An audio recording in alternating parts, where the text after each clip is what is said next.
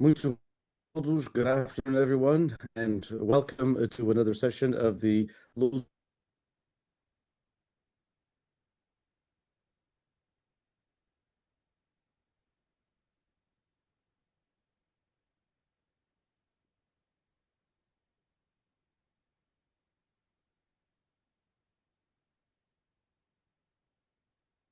We cannot hear you now.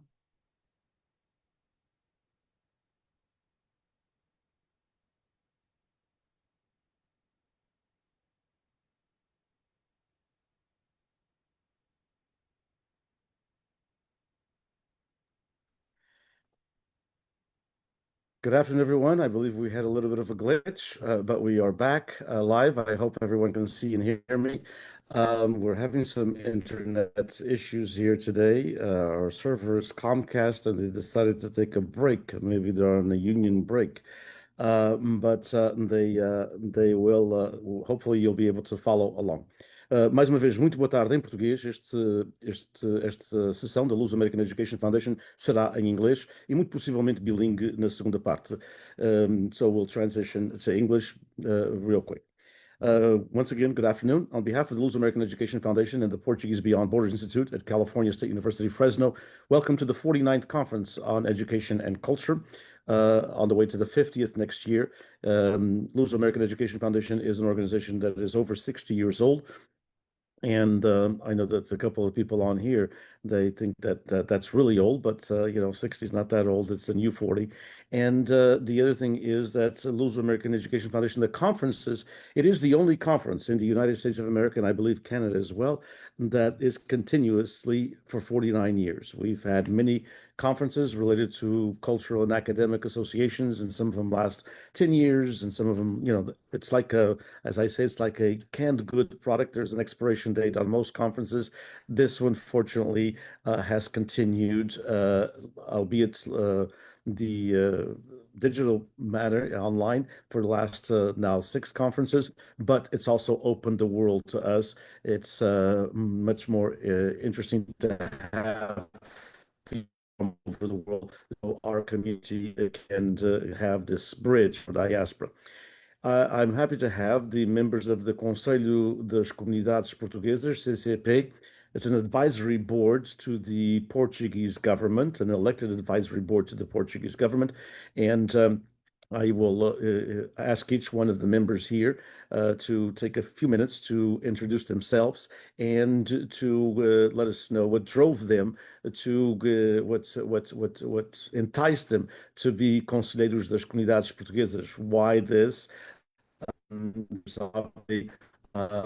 Our members of this panel are very busy people involved in various things and have various professions. And the Conselho das Comunidades is just another thing that one has to take some time for. And so I would like to ask them to introduce themselves, I said, a little bit about their profession as well. Other than Dr. Manuel Bettencourt, we just know he's a capitalist, with a lot of money and a lot of wealth.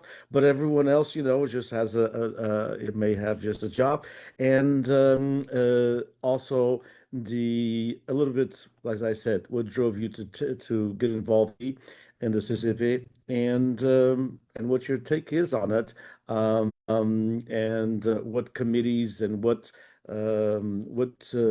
aspects of the CCP are you more involved in? Because as many in our audience might know, the CCP has conselheiros all over the world, and some are involved in educational matters, others in commerce, others in international affairs, whatever it may be.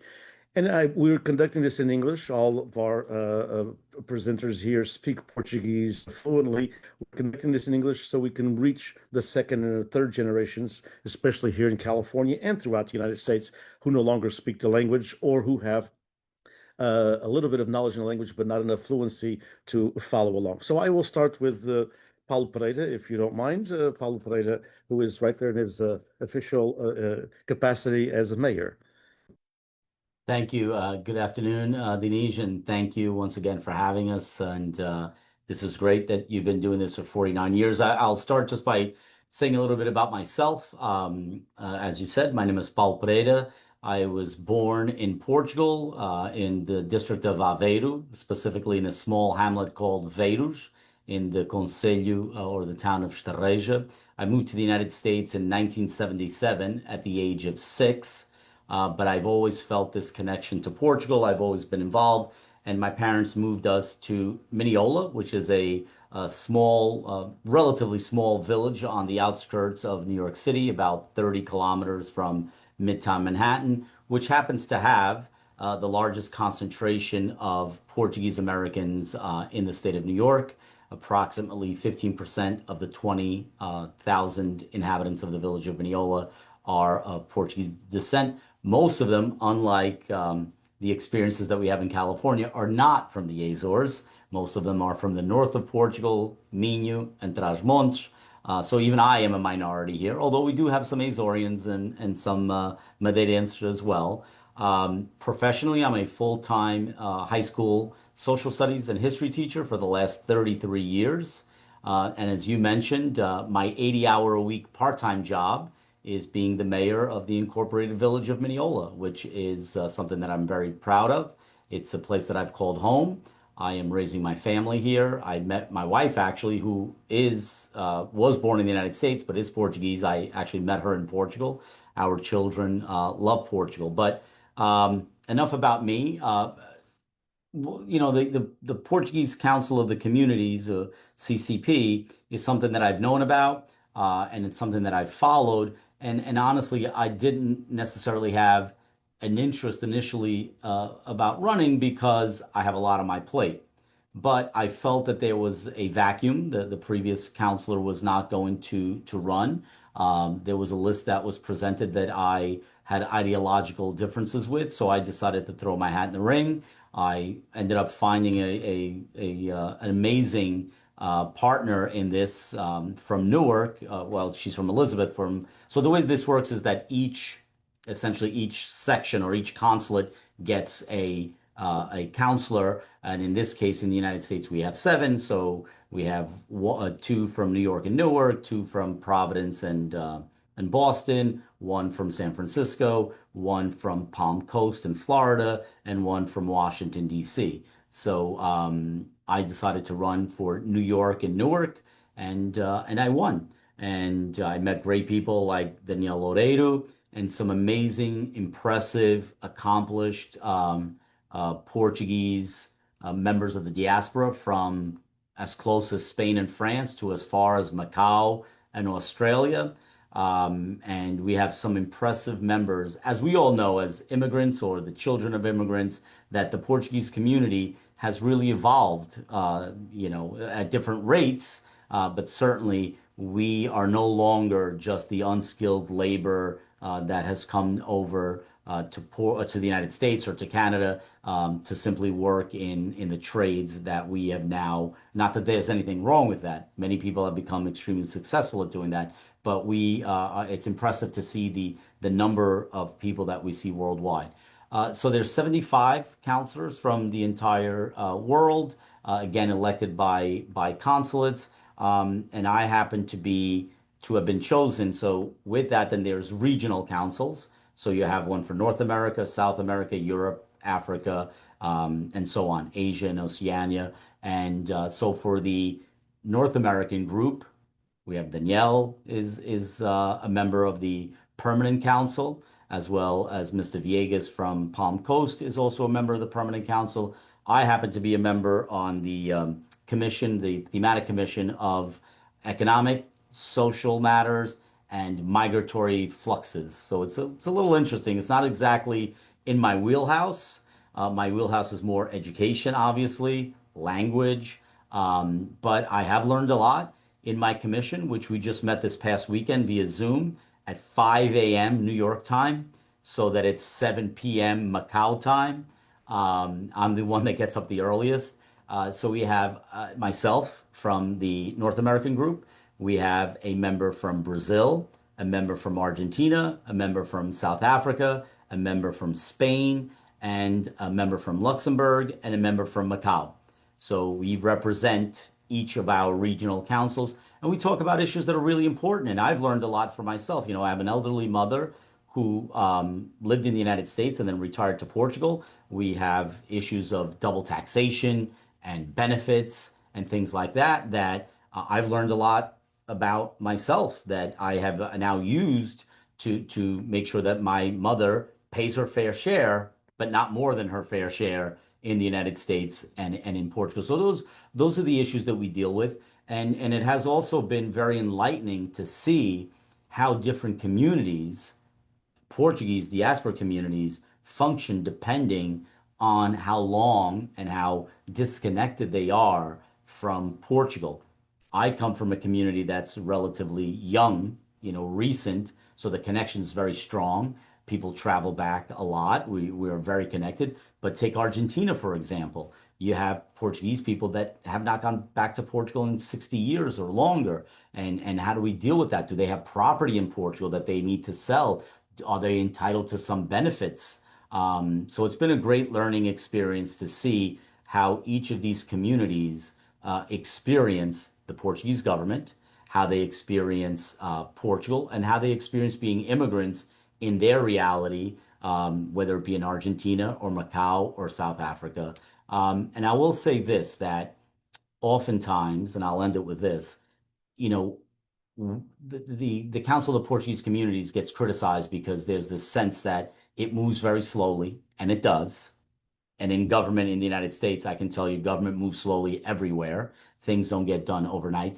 But I am impressed with the level of organization, how things function. We measure twice and cut once. And the way that it works is people have ideas, they bring it to these thematic commissions like the one that I'm on. We then push it up to the permanent council, which Danielle is on, and then the permanent council presents it to the government, in this case to the foreign ministry, and hopefully affect change. And I know that we're working on elections, we are working on education, we are working on counselor services and support, and I know that those things are never enough.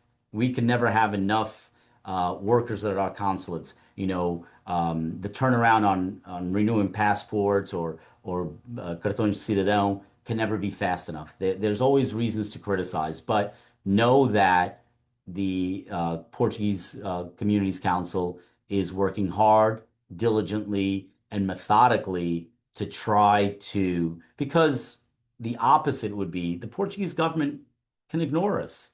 They can certainly not have this. This is probably more of a headache for them than not having it. But the fact that they do give us a platform to even voice our concerns, and they are heard. Are they acted on immediately? No. As quickly as we'd like? Perhaps not. But when people like Danielle and others who have been at this for a while and keep up the fight and don't give up, we have made some headway. And I know that we're going to make some headway in this next term as well. So with that, again, Dinesh, thank you so much for having us. And if you or anybody else has any questions, I'll be glad to answer. But Danielle is the expert. Sure. So we'll go to the expert, but we'll come back one more time around or twice if you don't mind. We have planned about an hour and 15 minutes. So, but I'll turn it to Danielle. Welcome. Welcome. Thank you, Dinesh, for having me. Thank you, everybody. It's a pleasure. I hope my English is not too rusty because English is my third language. So I hope I have Portuguese, I have French, and English is my third language. I live in Montreal in Canada, so it's not easy. English I don't practice every day, so it gets a little bit rusty sometimes, but it's always a pleasure to talk about the Portuguese Conselho das Comunidades. It's a bit like Paulo mentioned, I'm on the permanent council. This is my second mandate. I was first elected on September 6, 2015. So I was very young at the time. Now I'm very old. And this is, it changes obviously, but it's a lot of headaches, like Paulo mentioned. But there's wins. And when there's wins, when you win something for your community, when you explain some concerns to the government and you see some changes, it's always, that's the way that you keep going forward. And that's why I presented myself again 2-3 years ago for another mandate, because I think there's effective change that can be due to the community. But mostly as council, the thing that I found is making change in my own community, not only for Portuguese government, but try to build bridges in my own community, between associations, between youth and older people in my community. That's mostly my effective work was in that, because I believe this is what's making the real difference, because more than government and more the help from the government or the Portuguese consulate, I think our community, especially in North America, were built by itself, where people that came here, not relying on government, not relying on anything, and building Portuguese stuff, building Portuguese communities from full scratch, from housing, from associations, from schools, like in Mineola, like Leslie in New Bedford. I think that's what makes us mostly proud in North America, is that we build everything from scratch. And I think we don't rely that much on government, so that's why probably we're very big history of success in North America for Portuguese, and that's probably why we're very integrated as well than other communities around the world, because we built it. And that's basically what I'm most proud of, is Portuguese community over here in Canada, especially in Montreal. We always say we have this when I was my first time elected, I was 25 years old, and I had this idea of my community. Well, what is my community? And obviously I had some surprises along the way, that my community is actually way better than I thought it is. And that makes me proud. And that's why I'm very proud to mention I'm from a Portuguese community. And I keep saying this, I think I have the best community in the world. It's not against the others, it's just because I love mine. And you think it's second, Paulo? Probably. I think my mind is first, yours is second for this scenario. But I think it's how we build things, and we keep moving like that, because our community keeps being stronger. Second and third generations understand. They feel it differently of being Portuguese. It's not the same way as the first ones that arrive here, obviously. They don't try to build anymore, because everything was pretty much built by the first generation, but they're trying to maintain things. And maintaining, it's actually probably harder today than it was actually hard building them 50, 60, 70, 80 years ago. So because there's a lot of other stuff going on. Obviously, second and third generations, they play hockey, they play soccer, they don't want to get involved on a Saturday morning going to Portuguese school anymore. But there's still some. We have a Portuguese school here in Montreal that still has more than 100 students, which is very good. I find it surprisingly still today that a school on Saturday mornings from 8:30 to 1:30 that still has more than 100 students. It's really, really good. And it's like I mentioned to parents and grandparents, sometimes even if your kid is going for 1 hour to Portuguese school, he's dealing in Portuguese, he's talking in Portuguese with other Portuguese people. This is a matter of, even if it's 1 hour, it's better than zero. So take them, involve them. And that brings them to another generation. When they get my age, which is very old, 35, 36 years old, now they're coming back to Portuguese associations because they want to have the same education for their own kids that they used to have, sleeping on couches because your parents are playing cards until 1 in the morning. That's the kind of stuff that they still wanted, that we want to make our kids live too, because it was funny to live at that moment. If anyone's done it, like Paulo mentioned, Portuguese, the permanent council. So we're basically on the Portuguese, the Conselheiros das Comunidades. We take everything from regional councils and comissões temáticas, and we bring that to the Portuguese government. We have a couple wins, like Assessment Automatic in the last couple of years. We're talking about elections because there's going to be presidential elections in Portugal in January, and there's this big risk of a second turn in Portuguese elections in January, because right now there's no majority of any candidate, and this can really cause an headache for the Portuguese diaspora around the world, because with a second turn, you're gonna have reprint ballots, send them to consulate, because the Portuguese elections for the presidential are elections that you need to go vote in person at Portuguese consulate or embaixada. And then at that point, it can really cause a big headache to have ballots sent around the world in about a week or so, because it's 3 weeks. Second turns are always 3 weeks after the first one. So before they make sure the results from the first turn are in and everything is good, it takes about 5 days to 6 days, then print ballots and send them around the world. Obviously, Canada and America and USA might not be that big of an issue, because our postal services over here are not that bad, but there's some places around the world, like Venezuela, like Brazil, like South Africa, with postal services are a real disaster, this can be very, very huge. This is the kind of stuff that we work on the Portuguese Council, for example. And one quick question, follow-up, Danielle. So, how often does the permanent council meet? I know that the other thematic commissions meet occasionally, and as Paulo mentioned, online also, not just in person in Portugal. But you, I would think there has to be a bigger commitment to be there more often, no? Yes, there is. We have one meeting per month, every third Saturday of the month, and then we meet in Portugal. It depends. It's for sure once a year, but sometimes, like for example, this year it's going to be another meeting in about 10 days in Lisbon, and we met the last time in July, and then we're going to meet again in October in Lisbon because there's the budget to be voted, and we want to be there in October after the municipal elections in Portugal. There's autárquicas. We want to be there to make sure that we press the government on raising the budget, not only for the council, but for Portuguese communities around the world on other matters, for example, education. And if I may, Wonderful. Denise, just to clarify, so somebody like Danielle or myself, so we also meet once a month with our regional council, CRAN, Conselho Regional da América do Norte, and I meet once a month with my thematic commission, give or take. So it could be up to 3 meetings a month, most of them Zoom, maybe one a year for the committees in Portugal. And we want to stress that this is a volunteer position. We are not paid by the Portuguese government or anybody else. And so it really is a commitment when you're talking about people like Danielle, who are in the permanent council, which I believe has 15 members, again, represented from each 12. region.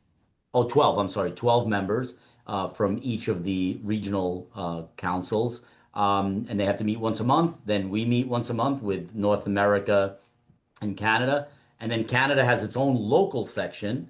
And then the United States has its own local section. Like we're having our in-person meeting at the end of this month right here in New York at the end of the month. And we'll invite the consul generals, the ambassador, and different people to speak. So it's really a transparent organization.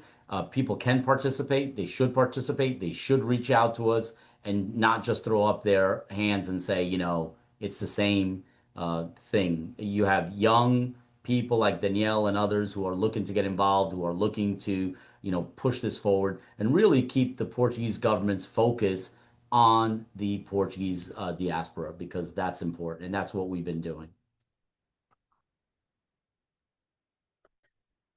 Well, thank you for that information as well, Paulo. We'll turn to my good friend, Dr. Manuel Bettencourt, just Okay. Manuel today. Yeah. And Manuel needs no introduction. Of course, while we have known each other, I've been living here for over 50 years now. So that's when I met you for the first time. Eu era muito pequenino quando tu começaste há 50 anos. Bom, não eras pequenino, mas eras rapazinho. De maneira que I was born in the island of Graciosa, where I go every year to rest. And I'm the oldest of 13 children. There was no TV at that time. And I met Denise for the first time on our conferences, nos Conselheiros da Luso-American Education Foundation. So long time ago. And we became friends. I know he tries to do the best for the Portuguese language. And that's what I want also. So we have very many things in common, except one. We are politically,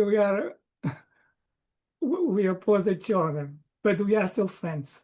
Yeah, we are very good friends. But I'm trying to change. Just to clarify it, though, Manuel and I are on opposite ends, but Manuel's better half is on my end. Exactly. My wife belongs to the same political affiliation that I do, so sometimes he has to bow down to us. Thank you. Go ahead, Yeah, Manuel. my wife is on this party also, but I think we should be where we feel more comfortable. But we are friends still. It doesn't matter if we are Democrats or Republicans, or I'm independent now for a long time. So then I would like to talk a little bit about Conselho das Comunidades Portuguesas. O Conselho das Comunidades Portuguesas aqui na Califórnia, as pessoas que faziam parte do Conselho, they used to tell me all the time, it's a waste of time. It's a waste of time. All proposals that we propose, most of them they did not pass, most of them, but at least we try. And this time I ran and I joined because mainly of the vote electronic and do ensino da língua portuguesa. The Portuguese language, to me, it's very important. That's one, the two main reasons that I joined. Paul mentioned that we were 75. I think we were 76, I think, on the beginning. Conselheiros das Comunidades Portuguesas. We had a meeting in last October in Lisbon. Then we had one in just os Conselheiros dos Estados Unidos e do Canadá in Florida. And like Paul mentioned, we're going to have another one this month in New York. Just Conselheiros dos Estados Unidos. So all this time that I have been working, I thought they didn't do much, but it's not true. The Conselheiros, they do a lot. At least they try to do it. He may not accomplish everything, but they do try to work and do what's best for Portugal. So aqui na Califórnia, o mais importante para mim é a língua portuguesa. Portanto, eu vou falar um pouquinho mais about a língua portuguesa e o que é que devíamos fazer, o que é que devemos tentar fazer. E também nesta conferência da Luso-American Foundation, we are going to be 50 years old next year. We have to change some things, and we will try to work what we can, as hard as we can, to change the Portuguese language in California. Obrigado. Thank you, Manuel.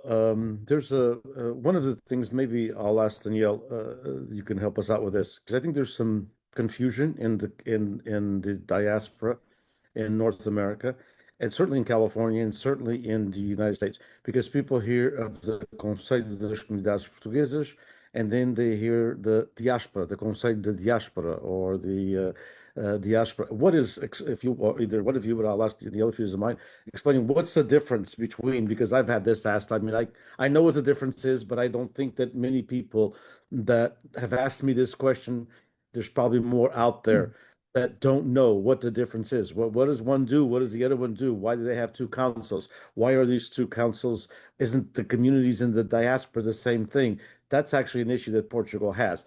But yeah, as we all know, they have a, they don't like to call us diaspora for some odd reason. But we do have a diaspora. So Danielle, do you mind explaining a little bit? Is there two councils? And if there are, what the differences are from your perspective as well? There is two councils. There's the Council of the Portuguese Communities, which is an organization that really counsels the government, the Portuguese government, the Foreign Ministry, and the Secretary de Estado das Comunidades Portuguesas. And our members are elected by our own communities. And the difference between us and the big difference is that we are elected, and the Conselho da Diáspora Portuguesa, it's an organization that people are nominated, and they are for the President da República, the Republic President. He's the one who him and a couple of friends, obviously, they nominate the people that are going on this council. So these people are chosen by the president to be on the council, and they counsel the president, especially on matters economic, and other stuff, especially on the economic way. And us, we are elected by our communities, and we represent our communities to go at the Portuguese government, which is the prime ministry at the top of the level, let's say it like that.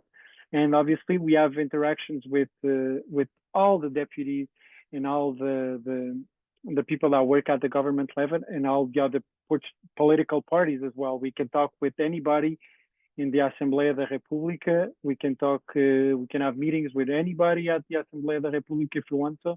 And we also developed recently a big partnership with the Conselho da Diáspora Portuguesa and as well with the Conselho da Diáspora Açoriana and the Conselho das Comunidades Madeirenses, because these four councils together, they represent obviously all the Portuguese diaspora. And so we developed this partnership to work together because in the last couple of years, and especially in the last, let's say, decade, we came to learn that especially our organizations, they work not with each other. We work everybody on their side and nobody talks to anybody. And then we develop our own agenda and then all the others, they do their own stuff and as they want it. But we see that we have related points over here to the Portuguese government, especially in North America, where we have a big Azorian community. So working together with the Conselho da Diáspora Açoriana, which are really recent Conselho, they has about maybe 4 to 5 years now, but which is really recent, we can help them develop obviously their own agenda towards regional politics and policies as well as an Azorians. And we want to develop a partnership with them so we can work together towards the very important stuff for the Azorians over here and for Portuguese communities in general. When we have a Portuguese community, let's say, take an example of Montreal, where maybe 50, 60, or even 70% of the Portuguese community over here is from the Azores, we have to develop ways to not only motivate them to be involved in any kind of way on Portuguese government or even vote, or have them to be involved in any way in the development of the Azores, let's say economic or even political, because I know there's a project in the Azores to make some deputies for the Diaspora Açoriana. So there's some kind of stuff that this relationship has been building.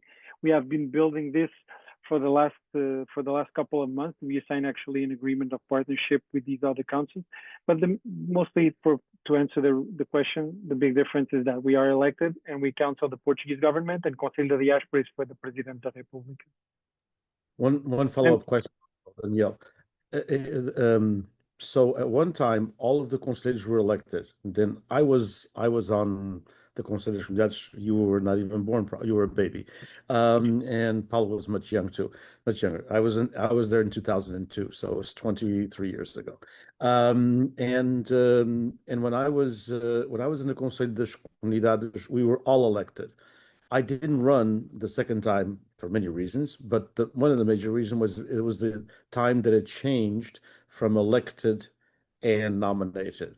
So there was a time that it changed, that there were so many elected and so many nominated, and I was vehemently against that because I thought it was a way for them to control the government, to control it. If there's 100 conselheiros or 96 or whatever it was at the time, they should all be elected. But they took a few out to have a bit of a power, and that was a major reason I didn't run the second time, because I'd been very vocal against it. I would have been totally hypocrite if I had, because it changed. Is it still that way, or has it changed back to everybody being elected? Everybody is being elected today. Everybody is elected. And one of the problems that probably at that time was some of them nominated, it's especially political parties. When you're in government, you're going to nominate your own, obviously. And that's what probably one of the Portuguese council, the Conselho das Comunidades, had that issue, where it was a bit like a government in itself, where political parties, especially the two big ones, let's be honest over here, the PS and PSD, would nominate councils and conselheiros to be another voice for their own political agenda in the Conselho das Comunidades. And that's probably mostly what happened in early years. So now today everybody is elected. I'm not saying that there's no political parties agendas mix in the CCP. There is, but everybody's elected. Sure, sure. Well, there's going to be that, obviously, even though it's a apolitical organization.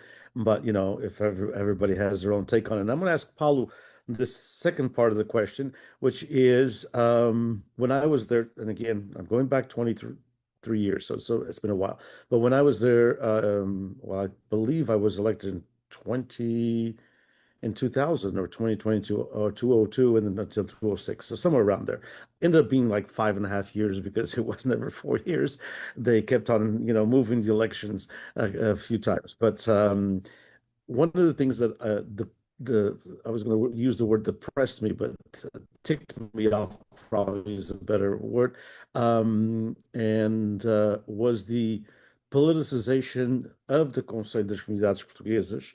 And again, as Daniel mentioned, because there were those, at that time, there was no nominations, they transitioned to that. But it was a politicization from European members, from European colleagues at the time I was there. There was less from North America. We were there to do some work. We were there to do some, to whatever programs were dear to our hearts, whether it be in education, commerce, trade, etc. And I found that there was a lot of, and obviously there's some politics behind that. I'm not saying there isn't any politics, but party partisanship from Europe and party partisanship from Brazil. It was unbelievable how the rest of the world did not have this, but we were not the numbers that those two were. As have you found, and you're new to this, so Danielle has been there one term already, one mandate, so it's a bit different. But in your perspective, that you're brand new, a little over a year, I believe, and so what have you found? I was flabbergasted when I got there at the Assembleia da República, and it was more about and especially at that time, some of the from both sides, some of the uh, well, I don't like the word radical, but some of the people more on the left and some of the people more on the right, to both sides of the extremes had a big voice. Did you find what have you found there, or has it changed, or do you still find that Europe has a I will say this. I'm going to back bigger up a little presence bit there? and say this for anyone who's thinking about doing this. It's not an easy process. And I'm somebody who has run in, I don't know, about 8 elections here locally in the United States. And I'll tell you, it was much harder because we had to get, I believe, 75 or 100 signatures of Portuguese citizens who were registered in the Portuguese consulate here. And to get, a lot of people when they go to Portugal on vacation, they get their ID card done there and they put their address there. So it's not an easy process. It does, I do wish it was a little more simplified, but it was an arduous process to get those signatures.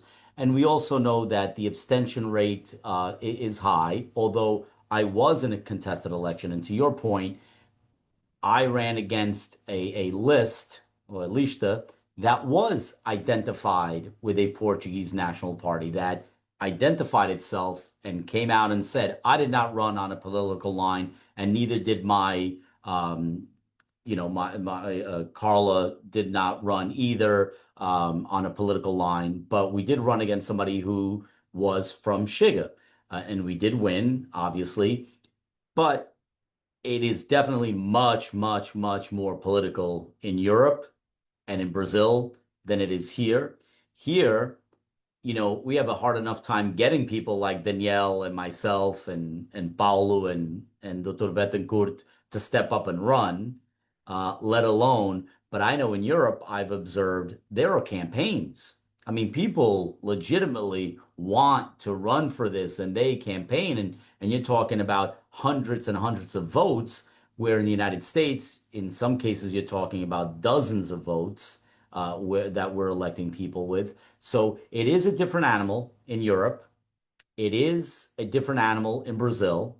And I think those of us from Canada and the United States, we don't do, as you say in Portuguese, puxar a brasa para nossa sardinha, but you definitely notice the French, the Swiss, the Germans, they are all jockeying for for position.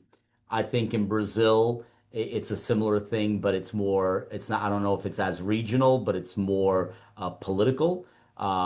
So yeah, there's a little bit of that. You can't take politics out of anything, but I can say that all of us on the North American Regional Council, we have our political affiliations, both nationally here and probably who we identify with in Portugal. But I can tell you that that rarely comes up.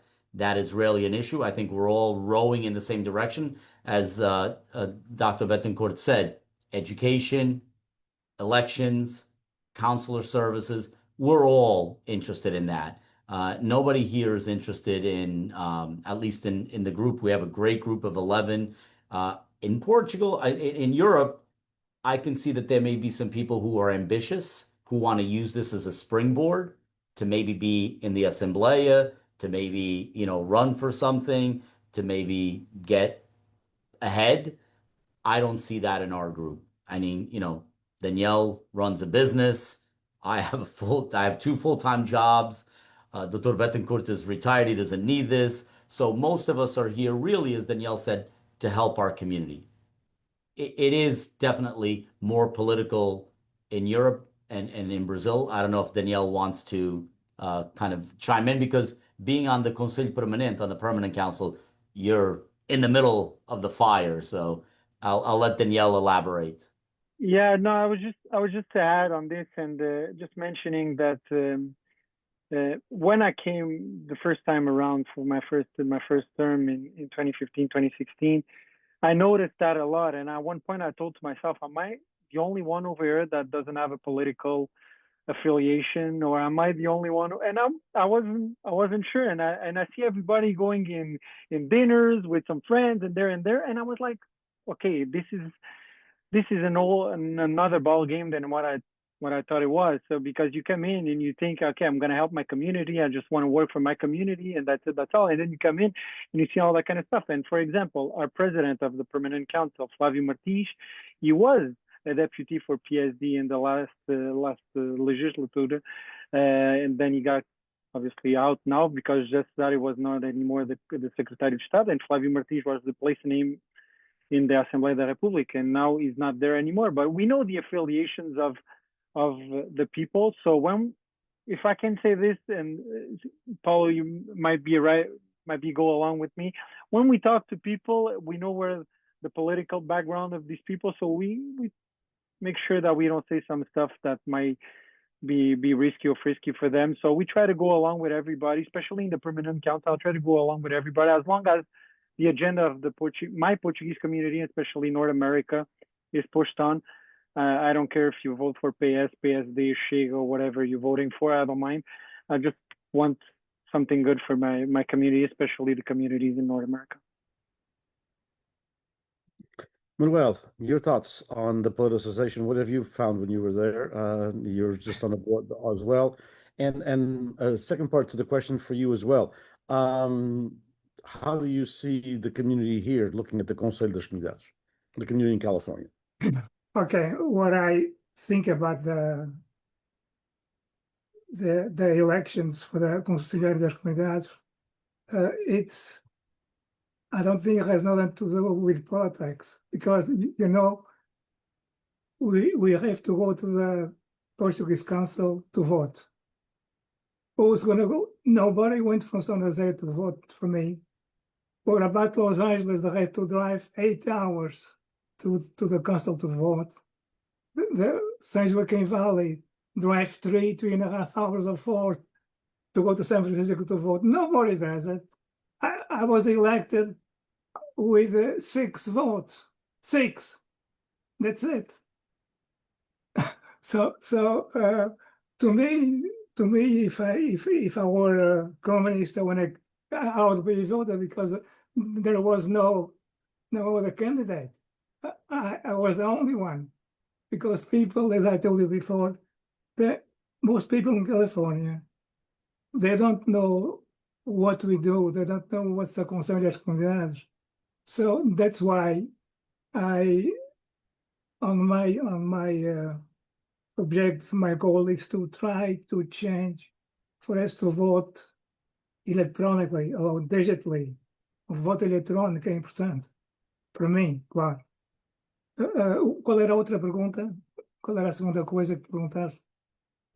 Já respondeste mais diretamente, quer dizer, como é que achas que a comunidade, how do you think the community looks at the Conselho das Comunidades, but you even answered the community doesn't even care, that's what you said, so. What they look at, most No, of they don't care, it's just maybe they don't know about it, and they don't, yeah, they there's no. most don't care. They just want us to do something about it. That's why to vote, the electronic vote is very important. And the second thing, as I told you, is the Portuguese language that we should try to change. Yeah, we might be a different animal, Manuel, in California, because even electronically, the Conselho de Diáspora Açoriana Zé Carvalho got 12 votes. 12 votes. And it was electronically, okay? So, I think that Paulo and Daniel mentioned a little bit, which is sometimes when the communities are closer to Portugal, geographically, that's important because it doesn't take 10 and a half hours to fly over there or 11 hours. Geographically, and culturally, by having there is a lot to say about the as I mentioned this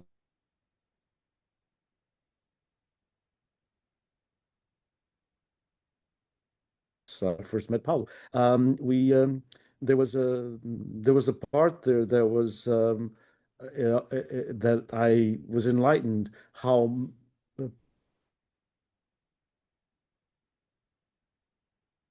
the Azorians stay home. The Azorians don't go. The Azorians stay home. The Azorians don't go to the Azores every year. Now there's some Azorians that do, but especially in California, people don't have that connection to as folks from the East Coast and mainland Portugal, especially, have that yearly connection with Portugal. That's a total different world than us out here on the West Coast.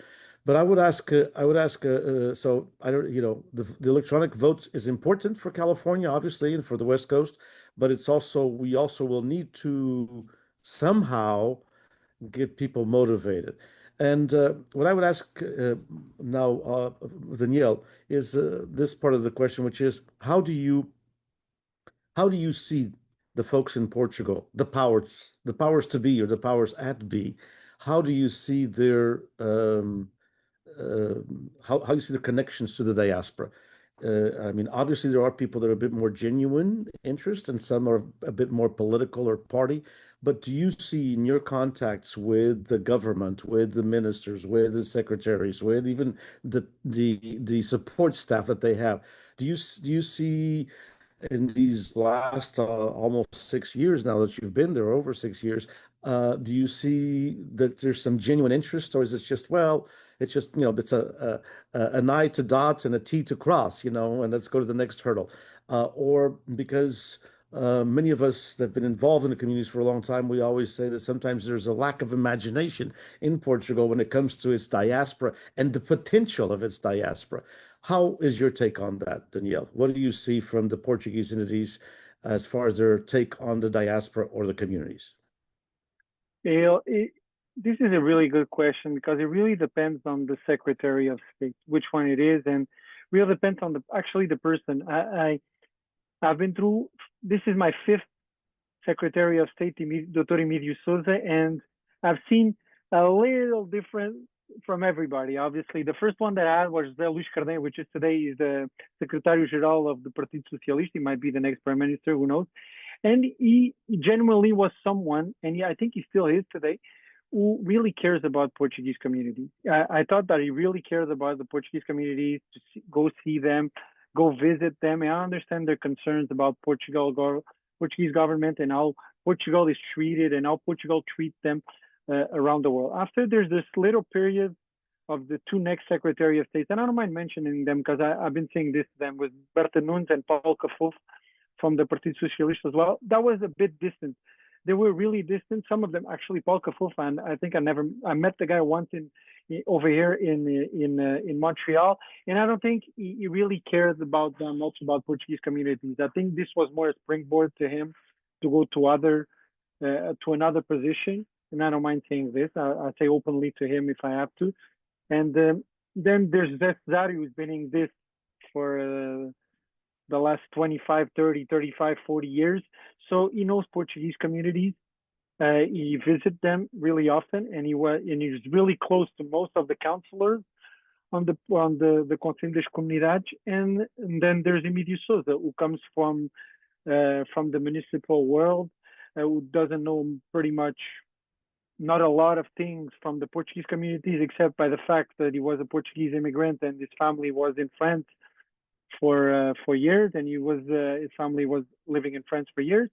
But more than that, because we know this, every Portuguese has a member of his family out of Portugal. Every Portuguese in Açores or the mainland or whatever has a member of his family in the diaspora. And for that,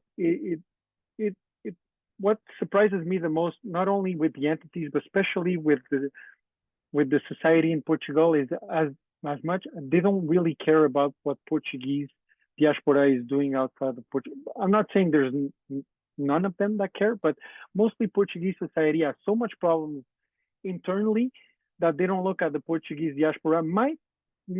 Portuguese diaspora might solve their own problems internally, because obviously we send money over there, we do a lot of stuff like that, and we can help them with our experience. But to rely what you were saying just before, Denise, there's two different mentalities especially in the Portuguese entities, but especially in the Portuguese diaspora, because there's the Europeans and the rest of the world. Let's talk it like that, because Europeans are really close to Portugal.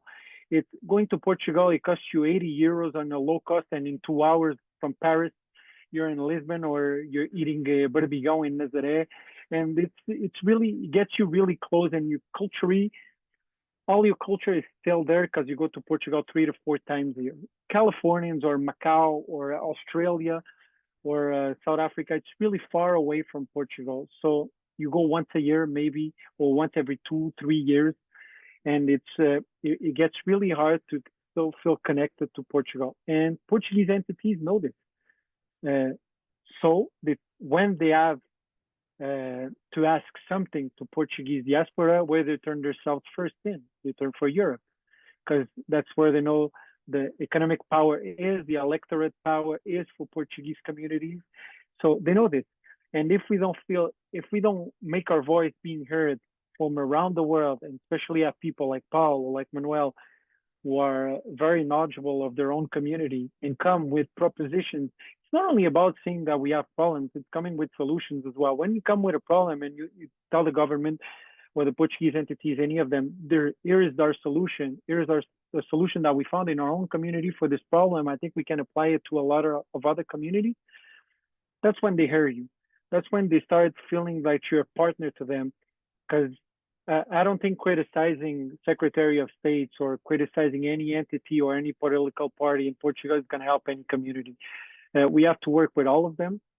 They are elected. Member is elected for the Portuguese government, and we have to work towards the partnership. When you can bring solutions, you bring them problems, you bring them solutions, and they obviously build on this and propose and vote laws that help Portuguese around the world. I mentioned document automatic, there's electronic vote, there's Portuguese education, there's a lot of helping Portuguese associations. Now we have a new model of helping Portuguese associations, because the Conselheiros das Comunidades Portuguesas make a work, bring on solutions, and find out problems that there was with the diploma that was there before, especially the first one that came in 2017. It was a total disaster.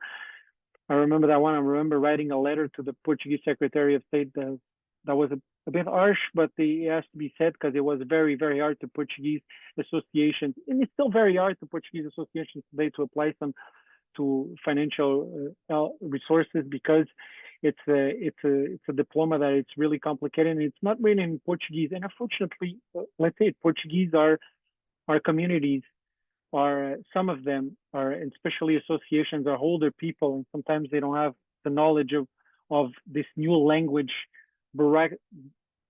esta linguagem burocrática, I'm going to say in Portuguese, this language of how they do things. It's really hard to understand sometimes administratively for these Portuguese associations. So we have to help them. As Conselheiro, I help them. And it's mostly probably a call for every day, a call from any Portuguese associations that want some help, or any Portuguese citizens that want some help with the consulate. It's a call per day. But yeah, so we have the rest of the world really needs to hear their voice. That's what I've been doing for the last, you mentioned 6 years, it's mostly 10 years. But that's something that I do proudly, because I think the rest of the world is not seen as big as it should be, especially North America, because we know we have a lot of good academics over here. There's the niche, there's a lot of people that have a lot of potential that can help Portugal. And I'd say in Portuguese é completamente desaproveitado. Exato. Paulo, I will say, to answer your initial question, Denise, is that my experience when I went in May to have my thematic commission meeting, we ahead of time said we want to meet with these people from the government, and we were not meeting with deputados. We were meeting with the bureaucrats from the social services, from the ICEP, etc. And they arranged meetings for us, and we had everybody that we wanted to meet with and talk to came and sat before us and answered our questions and explained how their particular government agency works, so that we could then bring that information back to our constituents. So I will say that, at least on the surface, there is this vontade to cooperate. And again, the needs of a community in South Africa are very different from the needs of a community in California, very different from the needs of a community in Brazil. So the Portuguese government has to juggle these. What I think is important may not be important to somebody else. But I will say my experience, some of it is lip service, some of it is, just to keep us quiet in the corner. But I learned a lot, and we were given every resource that we asked for in our meetings in Portugal. And the ball does move. It moves slowly. One of the things that we haven't mentioned yet is one of the biggest success stories, I think. Well, the two big success stories of the previous, or the last couple of terms, if you will, was certainly the automatic registration. So you're automatically recenseado to vote. That's huge, right? And the second was this emphasis on permanências consulares, where most of the times the consulates are in the city center, and rarely are the communities in the city center. So they come out in the case of Mineola and other places. New York is a huge state. And so it's great, and it's been so well received, and it's really a minimal effort. But now you don't have my 86-year-old mother having to go into Manhattan on a train and a subway to renew her cartão cidadão, when they just come right here several times a year, and she could go down to the local Portuguese center and get it done there. So there have been successes and Danielle is right, there have been better secretários de Estado than others. We're not going to rank them, but we certainly understand that some understand better the needs of the community than others. And hopefully, I have not met the new secretário de Estado, but I am going to meet him at the end of the month. And hopefully he's someone who will be sticking around and really get to know our communities.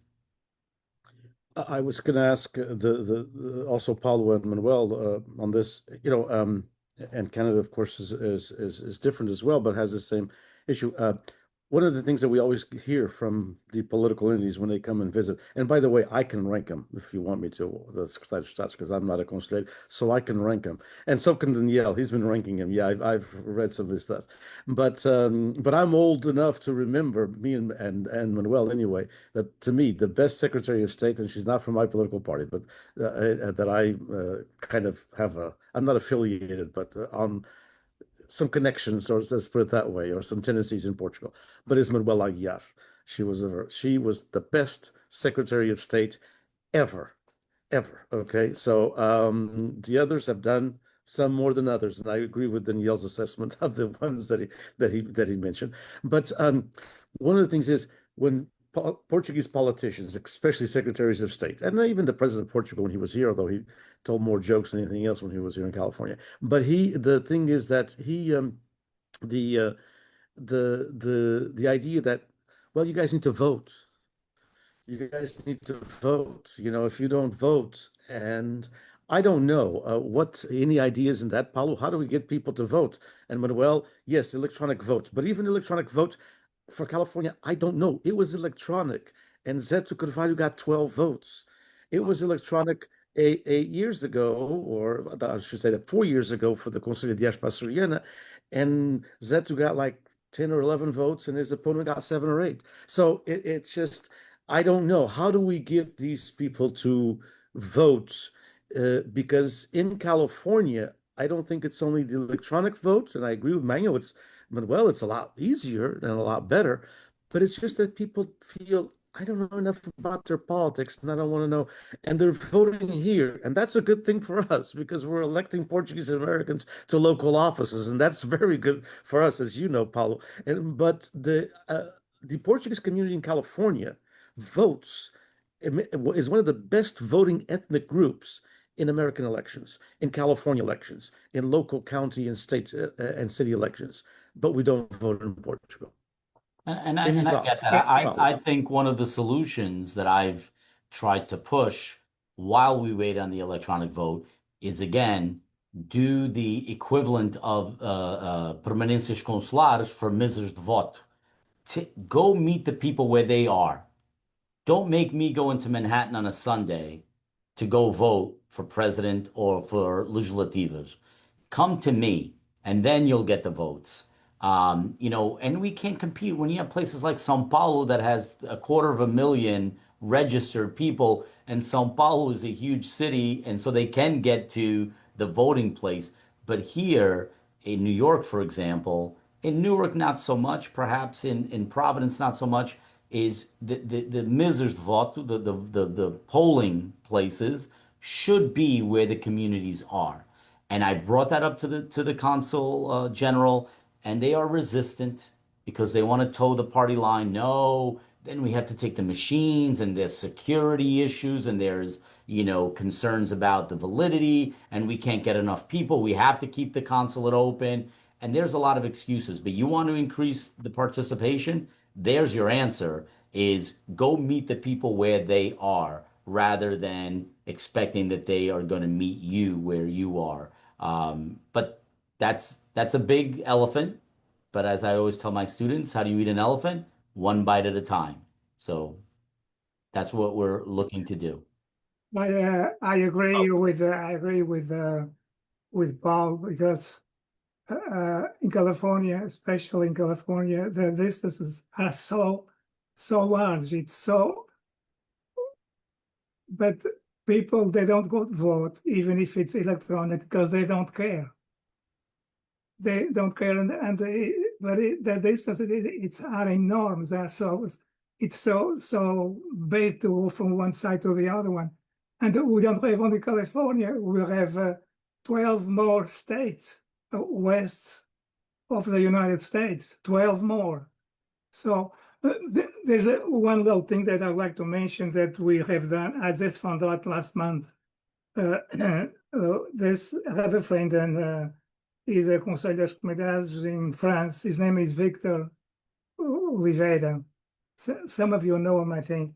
And we were together in the SEDES, dessa Associação para o Desenvolvimento Econômico e Social, and he represents now the Conselho das Comunidades Portuguesas no Conselho Nacional da Educação.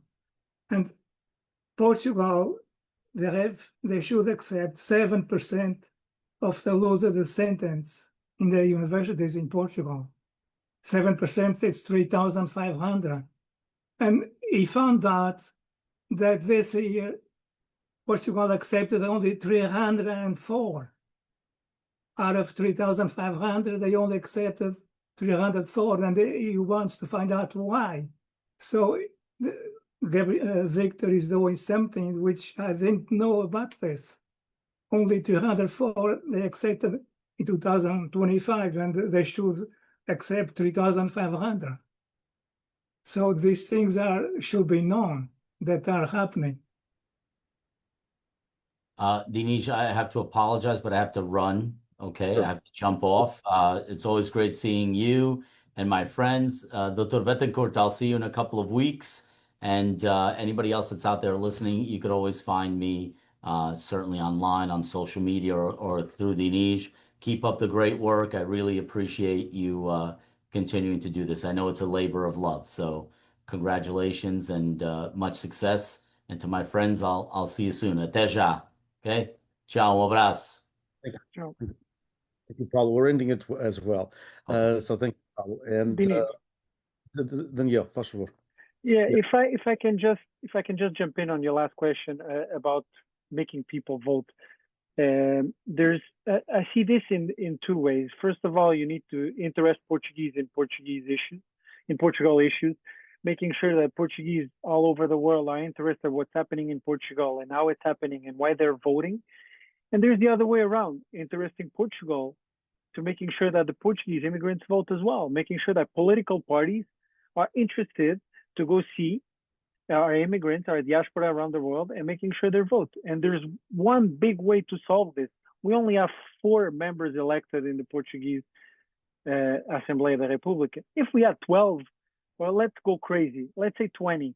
If we had 20, probably political parties would say, okay, there's 20 members of our parliament that are going to be elected for the Portuguese community. So making sure that we go see them and hear their problems and try to find solutions to their problems. Now we only have 4. They don't care. Out of 230, we only have 4. So they don't care much about Portuguese communities because it's going to be a waste of a lot of time and a lot of money for them to go see around and go all over the world, see Portuguese communities. If we had more elected members in parliament for Diaspora Portuguesa, they're probably going to be more interested in political parties of our issues.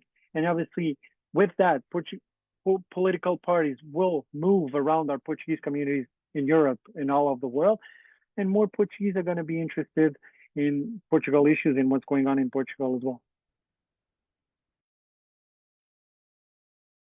Yeah, indeed. That's my opinion as well. I believe that as we come to an end, that is one of the reasons why, and I think Manuel was smiling when Paulo was saying that the Azorians were also thinking about electing some. There's a movement there to have one or two of the deputies in the regional parliaments be elected from the communities. But that's just a token. That's a token. And 4 in 230, when we have millions of Portuguese outside of Portugal, it's a token. I agree with you. And I wouldn't even go crazy, but I like the crazy part in that. But if we, instead of 4, were 12, now that already makes a little bit of a difference, 12 to 15 would make would be, especially as Portugal gets fragmented like the rest of the world in political. It's not just going to be one force or 2 forces. It's going to be coalitions more and more into the world. And so I do believe that it needs to increase. And finally, one last question that I was going to ask everybody, and I am going to say it's a personal matter. It is, what are your thoughts of Ministério da Diáspora?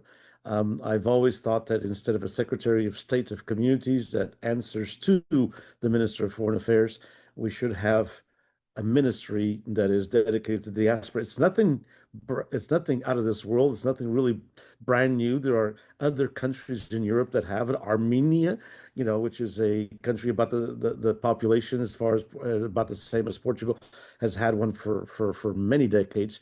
What are your thoughts, both Daniel and Manuel? We can start with either one, whichever one wants to start first. Any thoughts on the Ministério da Diáspora? Go ahead, Daniel. We've been asking ourselves this question recently at the Conselho das Comunidades Portuguesas, and we really thought that my first opinion was we had to be under the Presidência do Conselho de Ministros. The difference is because we think all Portuguese diaspora issues are transversal to all ministries in Portugal: culture, education, foreign affairs, you name it, social security, you name it. All ministries are Portuguese communities around the world are affected by all ministries in Portugal. So being under one ministry, which is foreign affairs, there is an issue, a big issue for me with this, because first of all, we're not foreign affairs. That's the first thing, but it's okay. Let's put that aside. Let's the wording put aside, but especially there is something that I find really important. I don't think there's enough experts in the Ministry of Foreign Affairs for cultural issues, for language issues, for social security issues. So we always have to deal with other ministries anyway. Cultural ministry, social security, as I mentioned, education. We have to go talk to these ministries and talk to these people, because Portuguese communities are being affected by decisions of the Ministério da Cultura, Ministério da Educação, Ministério da Segurança Social, Ministério de you name it, and we've been affected by this. So having a Ministry of the Diaspora can be a solution, because it will concentrate experts, in my opinion, will concentrate experts on Portuguese communities. They're going to go towards there, and I hope these experts can touch pretty much all the aspects of the Portuguese diaspora, which is language, as I mentioned. And what I see the issue is this: it's right now we're under the ministry that doesn't have enough experts that can understand the complexity of our Portuguese diaspora around the world and all the technicalities that affected our Portuguese community around the world. Because there was a despatch from the Ministry of Health a couple of years ago, it was probably 2 or 3 years ago, that actually affected the Portuguese communities around the world, and we will not even nobody asked our opinion on this. And this is it's a really, really big problem, because when we changed the law of the Conselho das Comunidades Portuguesas before the last election, all the matters that affected Portuguese communities around the world should be, and the CCP should be aware of this and should be listened towards this. But Ministry of Health issued a despatch a couple of years ago that retires all Portuguese, retires medics familia for anybody that for 3 years. It's not seen as medic familia for 3 years. It's being pushed down the list again for another medic familia. What's happening is most of the Portuguese around the world, obviously, some of them, the elderly one, are going to Portugal, and sometimes they have health issues. But let's see someone like me who's 35 years old. I'm not going to Portugal. I hope I don't injure myself, but basically I never go see my medic familia. So I lost my medic familia in Portugal for that.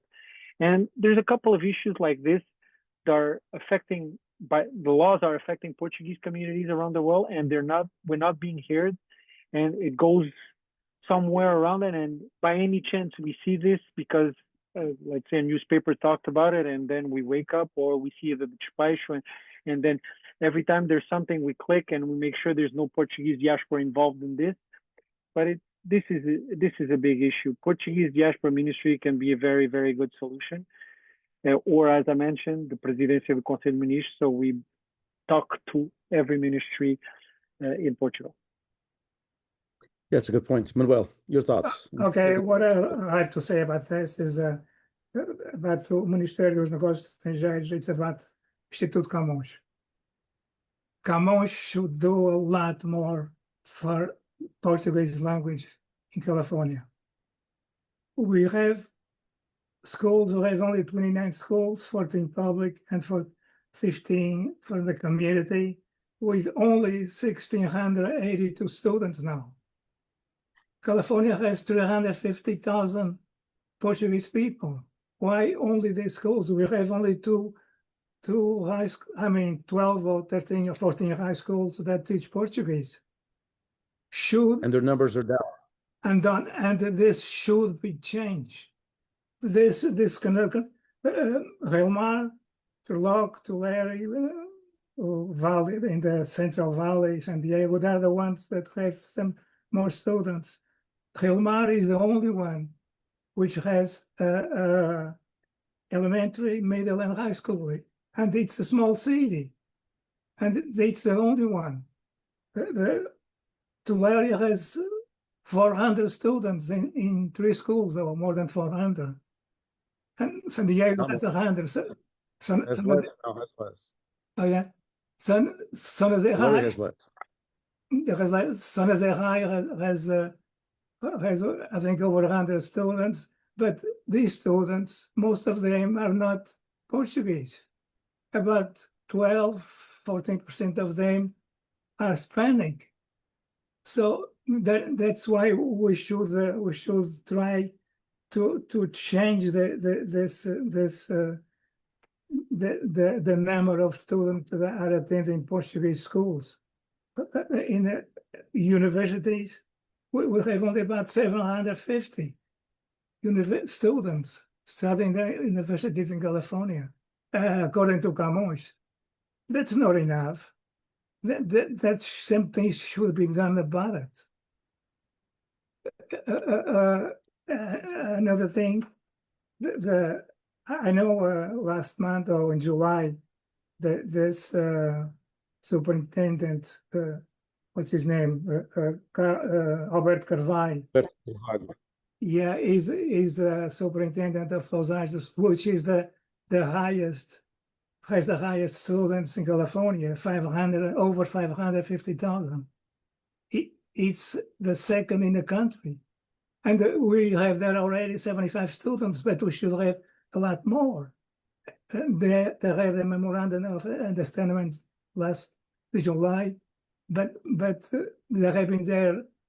This Albert Carvalho has been there for 3 years now, I think, or more. With 550,000 students there, we should have more Portuguese attending Portuguese classes. So that's the only thing that Camões, I wish it could be changed. Well, I'm not going to get there, but we have an education panel on Saturday, so I'll ask those people. But, Instituto Camões is a problematic institute, and unfortunately, with lots of issues, as we all know. But anyway, thank you both. Thank you, Manuel. Thank you, Daniel. Thank you to Paulo, of course. And thanks to all of you who spent the last hour and 20 minutes with us. It's been an honor, and it's been great to talk to the Conselho das Comunidades Portuguesas, the Conselheiros. I think more information, especially in the West Coast, needs to be pushed out to the community. I mean, pushed out in a good sense of it, available. So people can know.